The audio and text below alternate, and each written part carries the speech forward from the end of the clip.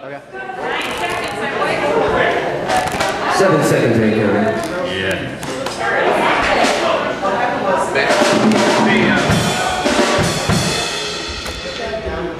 This is the Mannequin Odd Bar and Bistro, also known as the Mop Bar. Thank you all for coming. Joining our list of esteemed guests performing on Friday nights on the GloKeys is Mr. Walt Wise. Everybody give Mr. Walt Wise a round of applause. Hello, everyone. Hey, there's not going to be a deal where like somebody throws a ball and I fall on the tank of water. That might happen. I might have sawed a leg on that chair. I feel kind of funny. Be careful. Walt, I understand you play tons of instruments. Which did you start with first and which has become your favorite? Saxophone. That was first? Yes, when I was in, like most students, when I was in 5th grade, 4th or 5th. I think 5th. Actually started on clarinet because we couldn't afford a saxophone. And then I switched to the school band. Yes. Yes. And in the fall school system, County. And you know, I played piano from around, you know, that time. I didn't start late. I mean, I'm kind of a hack on piano. I make my way through. We'll be the judge of that in a few moments here, okay? Well, Tony, could you turn Walt's mic up, please? Thank you. Might get closer to me. Or you can put it there. Now we're talking. And then I added, you know, I started playing guitar. Harmonica is very similar to sax, so it was very easy to add that. Those naturally lead to the kazoo, is that right? Yes. Well, kazoo was first. I came out of the womb playing kazoo. Oh, wow. No. And then I play a little bit of Irish whistle, actually, which is very similar to sax. So there's a lot of instruments that are easy to pick up. I play a very little amount of mandolin, just enough to get by, nothing spectacular.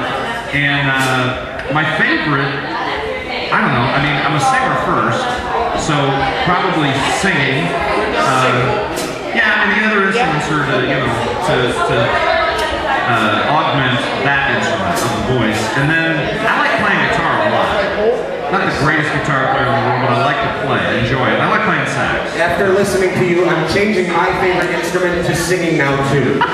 Definitely, without argue, the most portable instrument. It's definitely portable. Yes. Yeah, you take it with you everywhere. And at first look and play on these GloKeys, what do you think?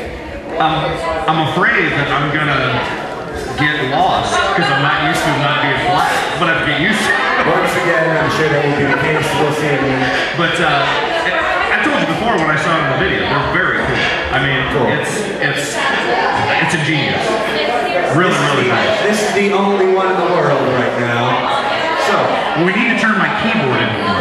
We'll be on it. That's what we need to do. All these things come in time. I need that in my keyboard. It will happen. How is it having a family and being a musician? Well, for me, it's easier than perhaps for most, I guess. I have so many different shows.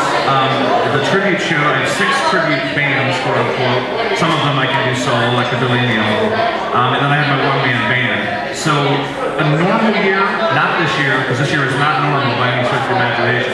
The last 5-6 years, I've done a little over 200 shows a year, so I play a lot. But I'm not gone for weeks and weeks at a time. I'll be gone for the next 2 weeks on the road, but it's summertime and that tends to happen.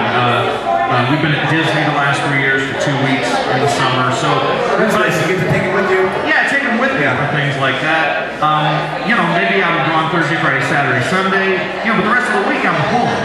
So I see more of my family than, you know, perhaps somebody working a 9 to 5. So I think it's a nice balance.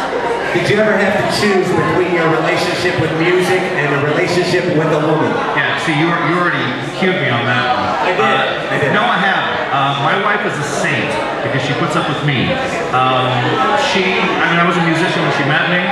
I was slaving away, playing originals, and, you know, coming back from the road broke and eating macaroni and cheese. That's why I started doing the cover gang, honestly. You get tired of being on the road.